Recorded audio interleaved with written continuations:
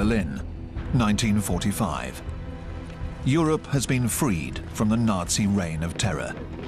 The Red Army is waging its final battles.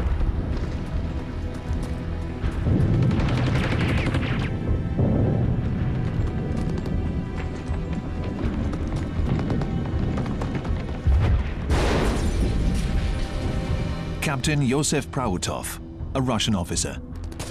The hate ran so deep. We wanted to end the war, annihilate that force that wanted to kill us. Finish it off, once and for all.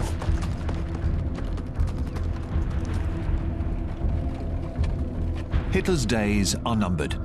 He leaves his bunker for one final bit of showmanship, as seen in this propaganda film. Is there still a soldier or a child willing to die for him?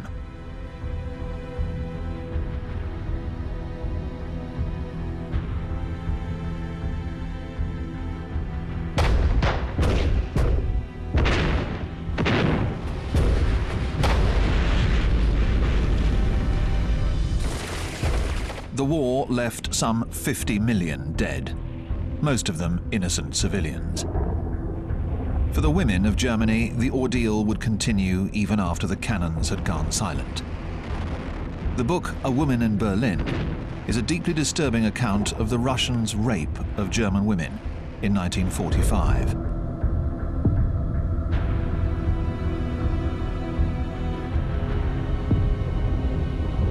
They grab me and throw me down. I'm lying with my head on the steps. I see one of the soldiers keeping watch, while the other rips off my underclothes and brutally forces himself on me.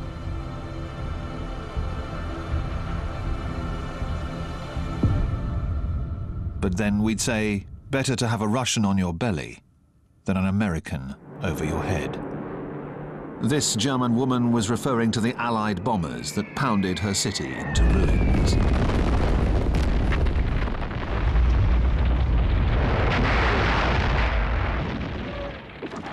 The Kurfürstendamm, Berlin's most fashionable avenue. 13 years earlier, the showcase of Germany, a nation still plagued by crises. A monument commemorating the millions of victims of the First World War.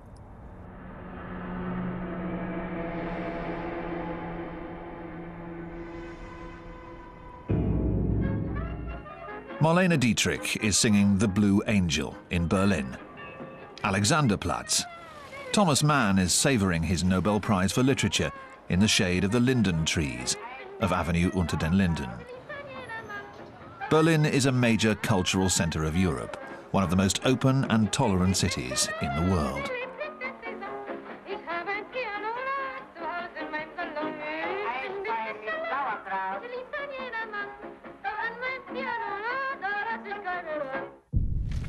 Then in 1933, all that changes.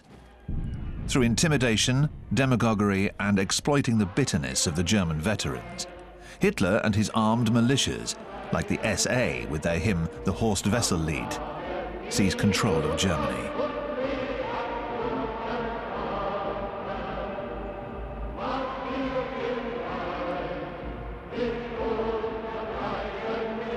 The Nazis take advantage of the fact that the German left is splintered, and it even seems like Hitler, with his raised fist, revolutionary salute, wants to get on their good side. German communists take their orders from Moscow, which views the Social Democrats as the true enemy. No alliance is possible between them. So for the last time, German communists sing the Internationale.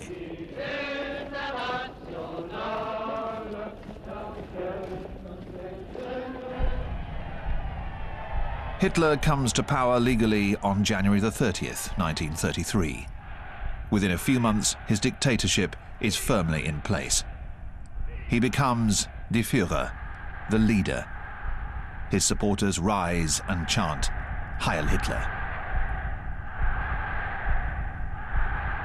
However, not all Germans are totally convinced, so again and again, Hitler hammers home his simplistic nationalist slogans.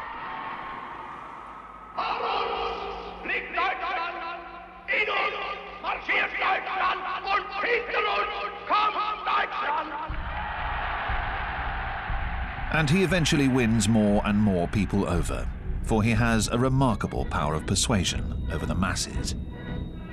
But what does Hitler want? In his book Mein Kampf, My Struggle, he clearly states what he calls his missions.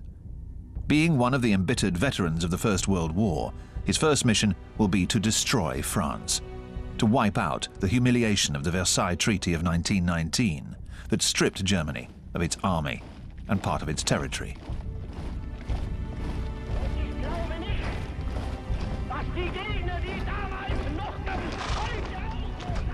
Then he wants to conquer what he calls Lebensraum, living space.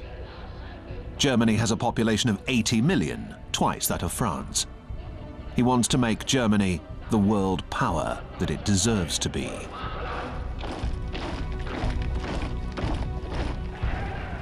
A pathological anti-Semite, Hitler has also taken on the mission of asserting the superiority of the Germanic Aryan race, menaced by the Jews. For him, the Jews were the cause of the Great War, Germany's defeat, inflation, unemployment. The next war will be a war on the Jews. They will be sent to Dachau, the first concentration camp, where Hitler locks up the anti-Nazis, the communists, social democrats, and all those opposed to the Nazi regime. Lastly, Hitler takes on the mission of bringing all German-speaking peoples into the Reich's fold, beginning with those of his homeland. The Anschluss. Austria is annexed and immediately submitted to the same reign of terror as Germany, with the opening of one of the most infamous concentration camps at Mauthausen, near Linz. Which country will be his next victim? Neighboring Czechoslovakia, where there is a German population, the Sudeten Germans. But the country is recognized as an independent state by England and France. The clouds of war gather. In Munich, temple of Nazism, an 11th hour peace conference is organized. On one side, Adolf Hitler, who is becoming more and more frightening, and his ally, the Italian dictator Benito Mussolini. Mussolini, the founder of fascism, an indoctrination of an entire nation, from childhood on.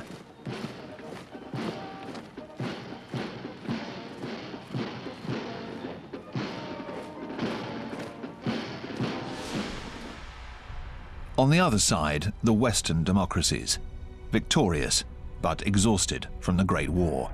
Neville Chamberlain, the conservative British Prime Minister, and the radical socialist French Premier, Édouard Daladier, want to save the peace.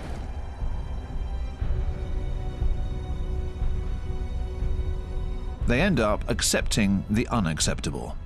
They give up the Czech province of Sudetenland to Hitler in exchange for his solemn promise to make no more claims on another European territory. But what is Hitler's promise worth? Just 6 months later, he invades the rest of Czechoslovakia and enters Prague, accompanied by Marshal Hermann Göring. Göring, a former First World War fighter pilot, one of the founders of the Nazi Party, is now the air minister and an ogre trying to charm the Czech children. Hitler no longer needs the excuse of reuniting German-speaking people. The powerful Czech industry will be working for him. Why shouldn't he take advantage of it? The Allies let him get away with it. The USSR is the last major neighboring power left to counter Hitler. It has signed a mutual assistance treaty with France. The Union of Soviet Socialist Republics is the official name of Communist Russia and its satellite republics. Manipulation of the masses in Red Square masks the iron-fisted dictatorship of Stalin, who has also thrown millions of poor wretches into his labor camps, the Gulag.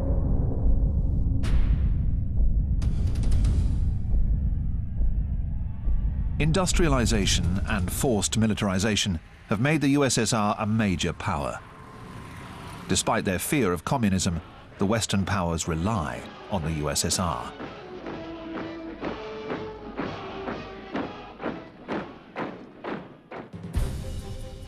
Hitler is going to beat them to the punch.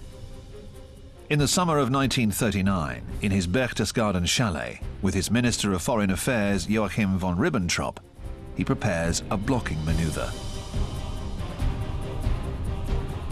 Hitler, who swore to destroy communism, sends von Ribbentrop, the Nazi, to Moscow to sign a history-making treaty with his worst enemy.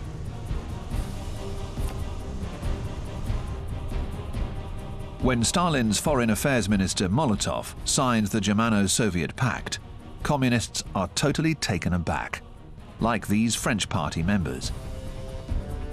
It's August 1939, and people in France are enjoying their first paid holidays, one of the major victories of the Socialist Popular Front.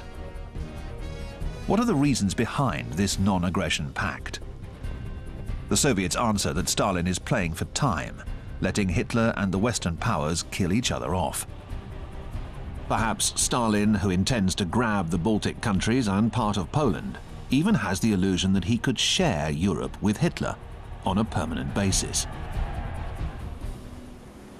In 1936, the US Congress had passed the Neutrality Act to avoid being dragged into a European war once again. So, with nothing to fear either from the United States or from Russia, Hitler decides to wipe out what he calls the worst monstrosity of the Versailles Treaty, the Danzig Corridor. In 1919, German territory was cut in two in order to give Poland access to the sea. Hitler decides to launch his invasion of Poland and recover Danzig on the 1st of September 1939 at 5:35 a.m.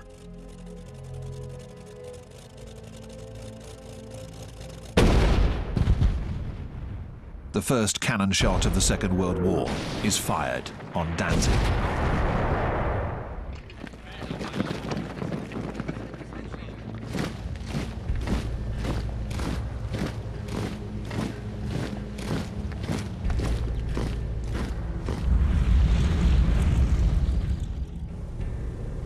Hitler is convinced that the French and the British will not take action. Yet the two governments meet immediately and send him an ultimatum demanding that he halt all military action against Poland. Hitler declares, "Our enemies are little worms." And he adds, "Who wants to get bogged down in a world war for Danzig?"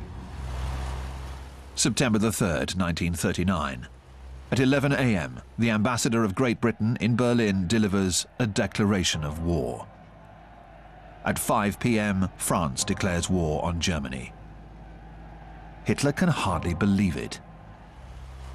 German generals find themselves facing their worst-case scenario, war on two fronts. But the die is cast.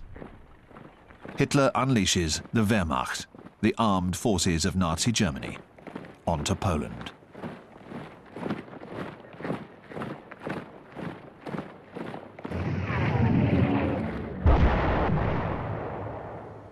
Entering battle as if in a bygone age, the Polish cavalry charges the German tanks and is slaughtered.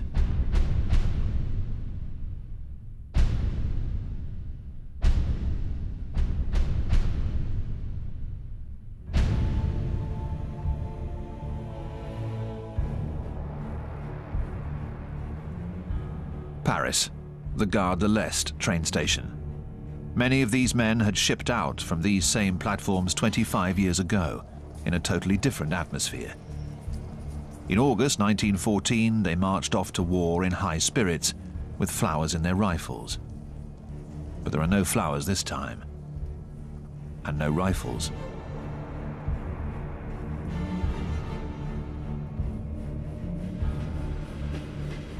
Nobody wants to fight this war. 4 million men are mobilized. Many of them are farmers. France is still a largely rural country. They head for the German border on foot, with their officers following on horseback. Armies still rely heavily on horses, and these are requisitioned throughout the country. Motorization has not kept up. Gaston Sirek, a driver of one of these outdated trucks with solid rubber tires, recalls, "There was such a shortage of equipment. We had one rifle for 2 per truck. We had one box of 10 bullets, which we weren't allowed to open. It was pathetic. If we'd had what we needed, we'd have fought, because we're no great friend of the Boche."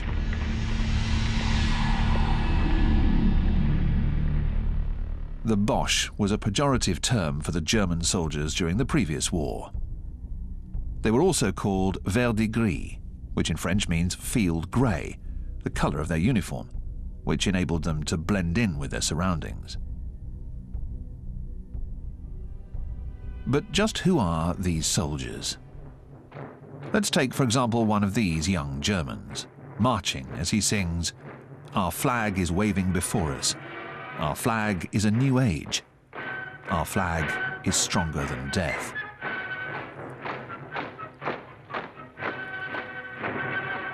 His name is August von Kageneck. He writes, "I thought that a military career was the right choice. My parents thought so as well. My father would tell me, 'At least there you can still open your mouth and say what you like, and you don't have to do that Nazi salute.'" In September 1939, August von Kageneck is still training to become a tank commander. He writes, "My father, who was a general, was telling me, 'The French have 40 divisions on the border. We have 15. All the rest are in Poland. 500,000 men against 200,000. They outnumber us 2 to 1.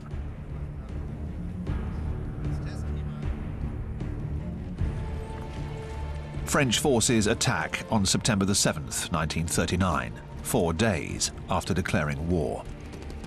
This offensive, launched to show public opinion that Poland has not been abandoned, advances 8 kilometers into the Saar region.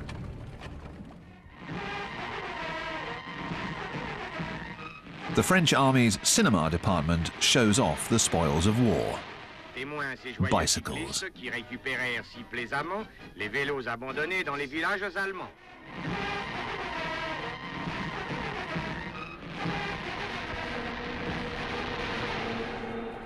The Saar offensive stops there and degenerates into a series of skirmishes, raids by elite commandos, led by the hero Joseph Darnon, who receives the citation of Premier Soldier of France.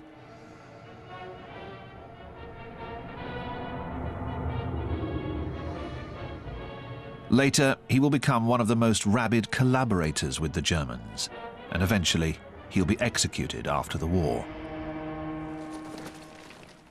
The French army, in spite of its heroes and its superiority in numbers, takes no further action. General Maurice Gamelin, 67 years old, is commander-in-chief of the Allied Franco-British land forces. For the French outnumber the British, who also think that this war isn't for real and that it'll all be settled soon.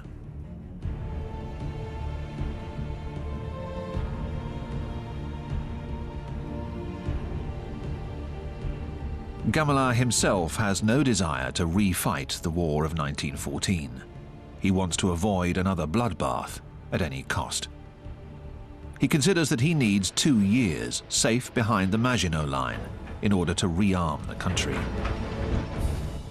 The Maginot Line is the work of a former Minister of War, André Maginot. This complex of fortifications was meant to stop the German enemy once and for all. It took nearly 10 years to construct and swallowed up 1.5 million cubic meters of concrete and 150,000 tons of steel. All these gun turrets are linked together by a labyrinth of tunnels, 100 kilometers of them. The line itself stretched for 720 kilometers, from the Swiss to the Belgian borders. The Maginot Line ends at the foot of the Ardennes forest. The French military command thought that German tanks could never cross this extremely rough terrain. The French didn't extend the line all the way to the sea because Belgium, before declaring its neutrality, was an ally of France and opposed it. This northern part of the front is manned by a French army and the British Expeditionary Forces, later reinforced by Canadians and troops from the far-flung British Empire.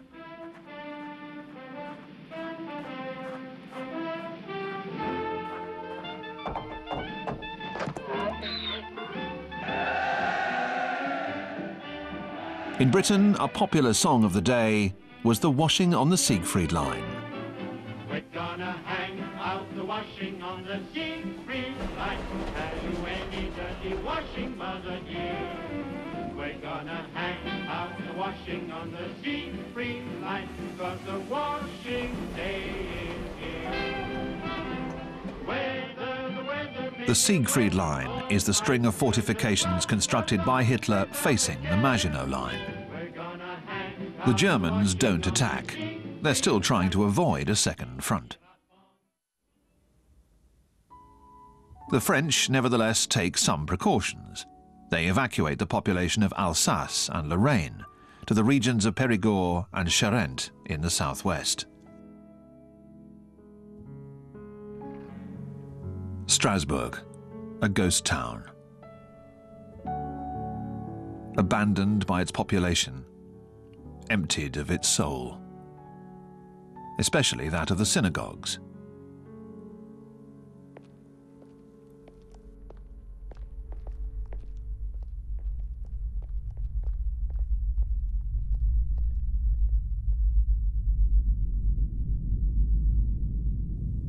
On the 25th of September, Hitler orders the bombing of Warsaw.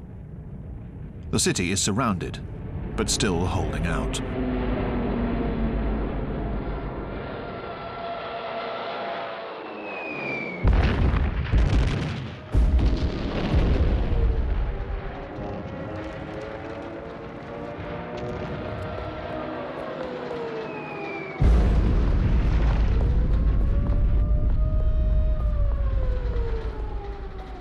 The Führer wants to strike terror into the hearts and minds not only of the Poles, but of the French and British as well.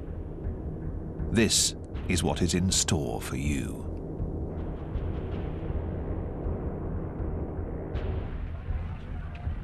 The world is horrified. In New York, the bombing of Warsaw is up in lights in Times Square and on the front page of all the newspapers. Franklin Roosevelt, the President of the United States, addresses the nation. This nation will remain a neutral nation, but I cannot ask that every American remain neutral in thought as well. Even a neutral has a right to take account of facts.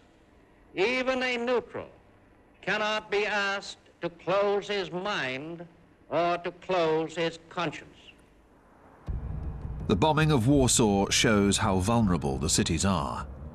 Paris sets about protecting its monuments and hides its museum's masterpieces out in the provinces. The Champ de Mars, at the foot of the Eiffel Tower, is dug full of bomb shelters, and there are frequent air raid drills.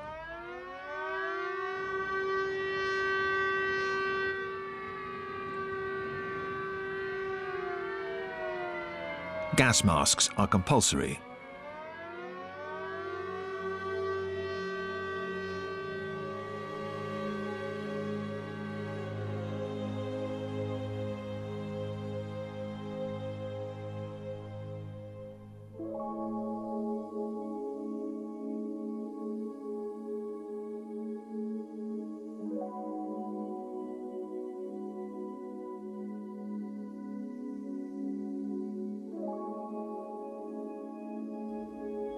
Poison gases were used in the First World War, and now everyone is afraid of them. Even the horses.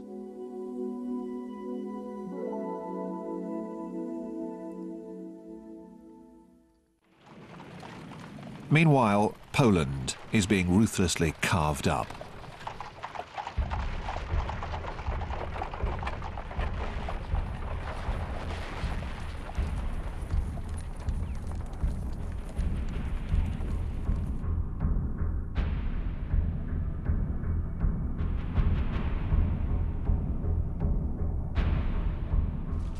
As previously agreed with Hitler, the Soviets have invaded the eastern half of Poland.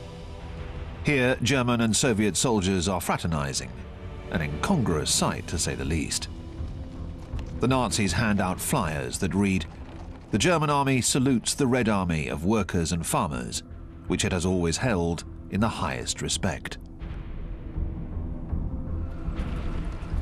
The Polish army surrenders to the Germans, and in the east to the Soviets.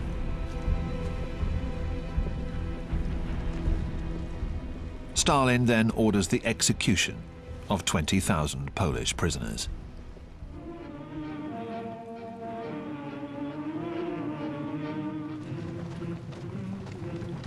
He wants to eliminate the elite of this country he intends to annex.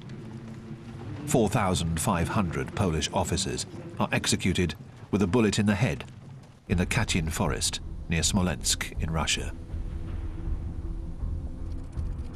2 years later, at the Kremlin, Stalin meets with the head of the Polish government in exile, General Sikorski, who delivers a list of missing Polish officers.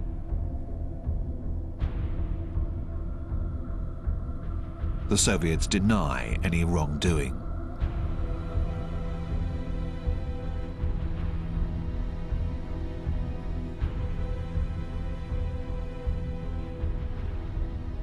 In 1992, the president of post-Soviet Russia, Boris Yeltsin, will present the Polish president Lech Walesa with the original order of execution, signed by Stalin himself.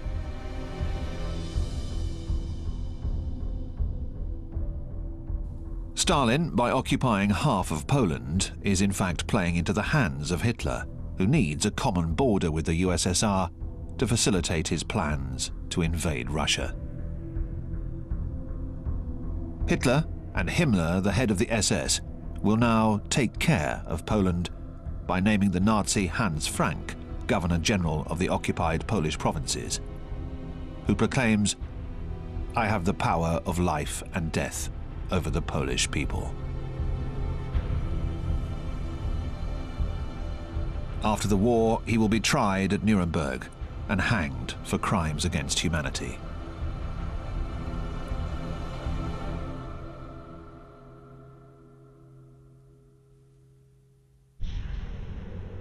These gypsies, held in a pen, are filmed by a German. For the Nazis, they are non-persons. The women will be forced to undergo sterilization because they do not deserve to reproduce.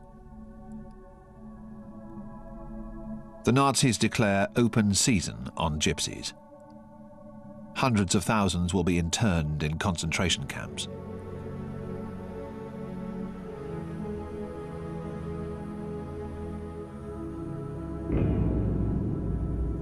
The ordeal of the Jewish people begins. The Nazis now have 3 million Polish Jews at their mercy.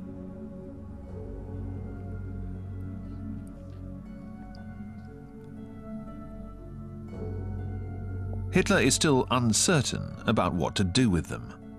As long as the war is going well for him, he considers deporting them to the east, or even shipping them to Madagascar.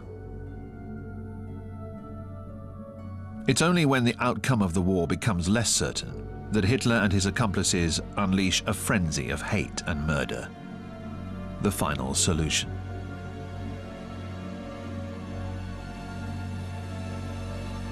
For the time being, the Jews have to be identified, marked with a yellow star, and herded into ghettos, some of which are completely walled off.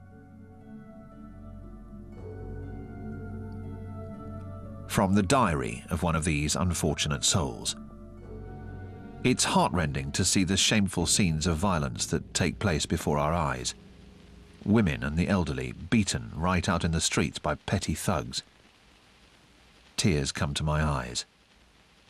All our powerlessness, all our isolation is there to see right in the open where not a single person takes our defense. We are so weak.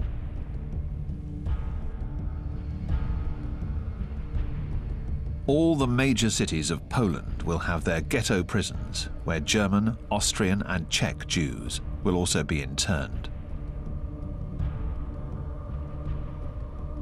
The Jews here still feel confident that perhaps someday they'll be able to return to their homes. They don't know that they will die of hunger and cold. They don't know that the Shoah is about to begin.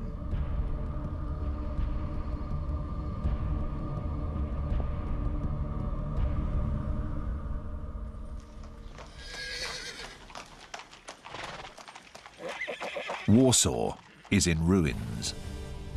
Hitler comes to be filmed by a propaganda crew, seen here traveling in a car in the background.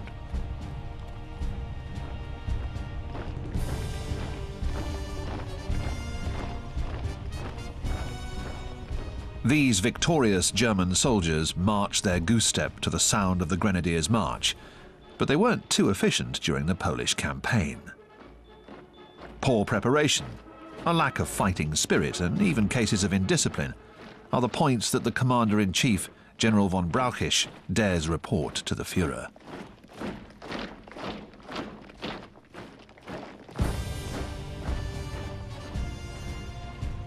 Hitler is furious, but he is immune to doubt and orders the attack on the West to be prepared. An attack on the Netherlands, Belgium, and France. Some of his generals think it's madness. Some of them begin plotting to overthrow the Führer. This is a crucial moment. The course of history lies in the balance. November the 8th, 1939. Hitler narrowly escapes an assassination attempt. It seems as if he enjoys some kind of divine protection. When he attends the funeral for the victims, he's no longer the same man. His power over the army and the German people has grown even stronger. He tells his generals, "My decision is irrevocable. I will attack France when the time is right.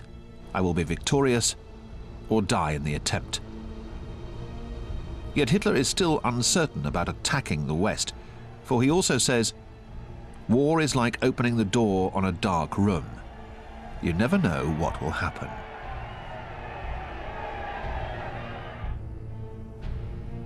Eventually, he postpones the order to attack and goes back to his chalet in the Alps to join his mistress, Eva Braun.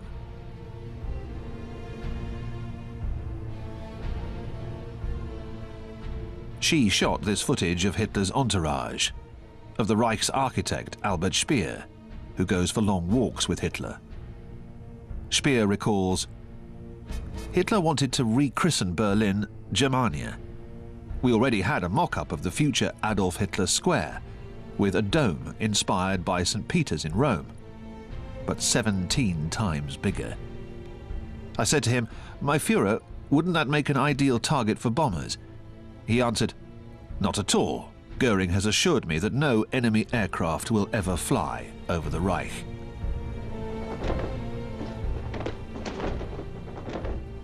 From his barracks, the future German officer August von Kageneck writes to his mother, "We are all eager to fight. We're ready for battle."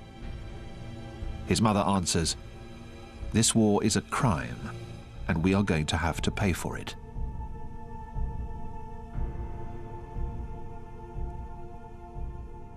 The war then enters a new bizarre phase.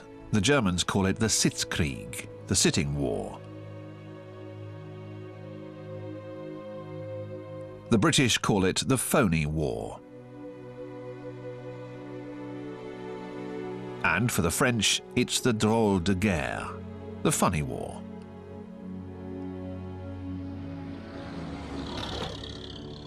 A long, strange waiting period, especially hard on the women.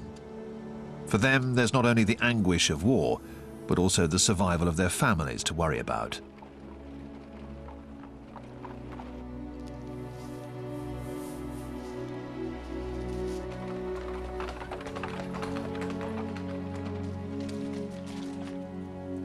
As in the last war, the soldiers dig in and try to make the best of things.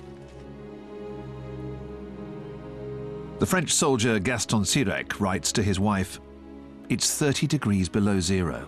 The bread is frozen. I'm one of the lucky ones. They gave us some straw, and with that we can sleep better."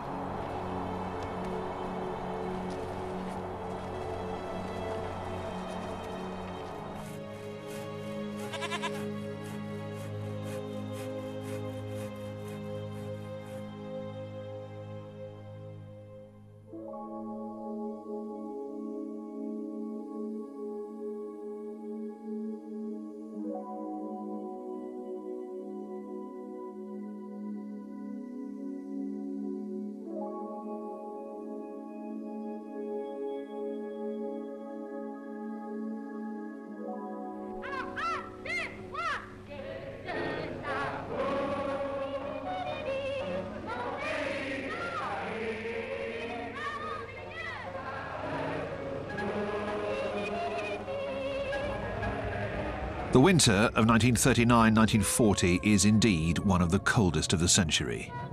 To make a bad situation worse, all the winters of this war will be brutally cold.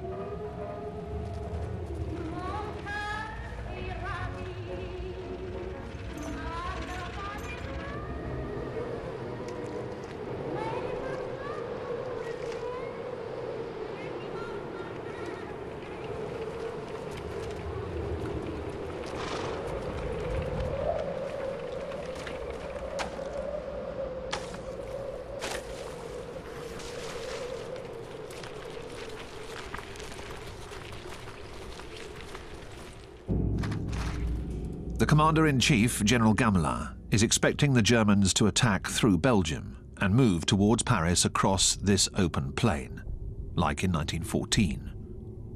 Gamelin plans to make his stand against the Germans on Belgian soil. In France, Colonel de Gaulle, a tank officer who's beginning to make a name for himself, criticizes this strategy. He calls it the Maginot Line mentality, which consists in waiting for the other side to make a move. In his book, Towards a Professional Army, he argues in favor of taking the offensive, making massive use of tanks. France is producing 300 tanks a month, but they're being dispersed in all the sections to back up the infantry.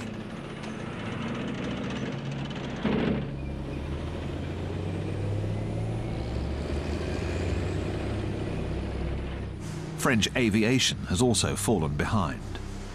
France ordered 4,000 planes from the United States, in spite of the ever-growing isolationist trend championed by Charles Lindbergh, the hero who made the first transatlantic solo flight and now a leading proponent of the America First movement. If you believe in an independent destiny for America, if you believe that this country should not enter the war in Europe, we ask you to join the America First Committee in its stand. It's the isolationist voice of America and of public personalities like Henry Ford, the anti-Semitic carmaker. Or like Joseph Kennedy, America's ambassador in London, who is anti-war, whereas his son, John, the future President Kennedy, supports European democracies. Nazi sympathizers in America also contribute to the impassioned climate that reigns at the beginning of 1940. In Europe, the British Union of Fascists are also quite active. Up to the moment they're banned. Oswald Mosley, the English Führer, challenges the government right in the centre of London. He'll spend the next several years in prison.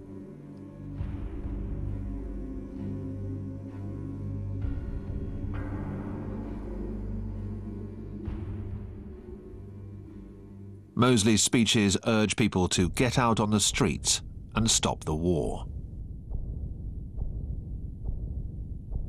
But Winston Churchill has taken the reins of the British government. Here we see him with the French General Gamelin and Admiral Darlan, who were on an official visit to London. A Franco-British expeditionary corps is formed to help Finland, which has been invaded by the Soviet Union. France is preparing to send its elite soldiers, the French Foreign Legion. The Foreign Legion. For a century, it has been taking in the world's reprobates, no matter what their past, as long as it's not too shady.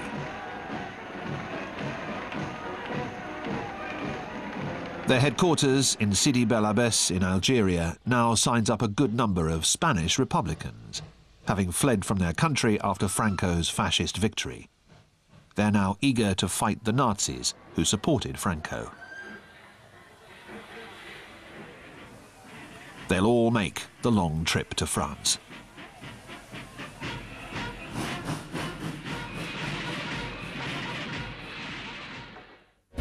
The legionnaires embark at Brest, along with the well-equipped Chasseurs Alpins, a mountain corps trained for action in the snow.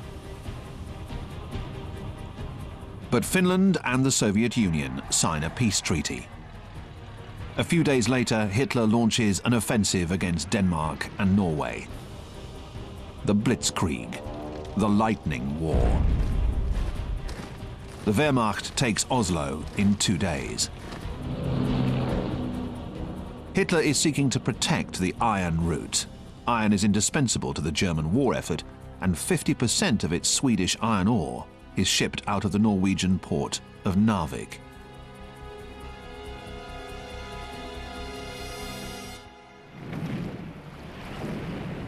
The Franco-British Expeditionary Corps lands in the fjord of Narvik.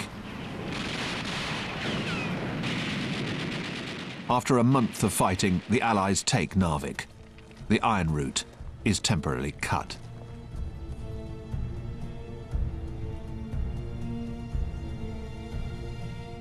This victory is good for French morale and adds credence to their motto, "We will win because we are the strongest." But the Expeditionary Corps will have to abandon Narvik, and for the rest of the war, trainload after trainload of Swedish iron ore will feed the German war machine. The French are brought back home, for the Germans have just launched their offensive in the west. The 9th of May 1940, Hitler left Berlin on his private train, codenamed America, heading west towards new headquarters near the French border. Hitler announces, "Gentlemen, the offensive has just begun."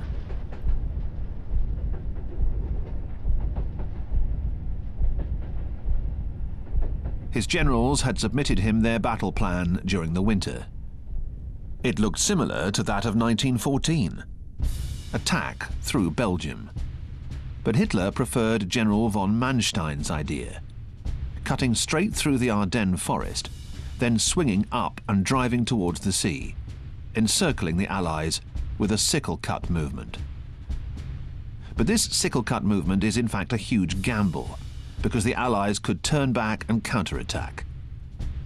However, Hitler is confident. He notes, "The main thing is to have good weather."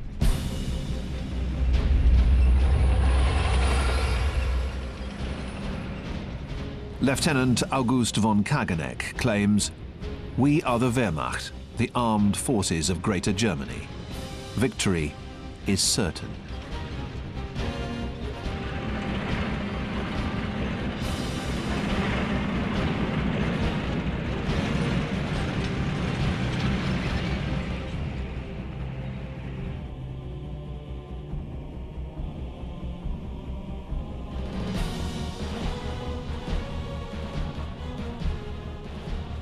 For the German soldiers, their homeland is in danger.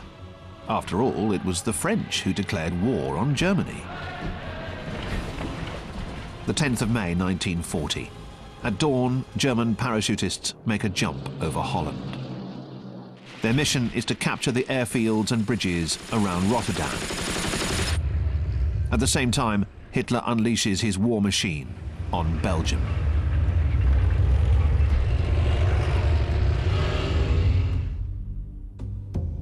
Hitler waits. Will the Allies fall into the trap?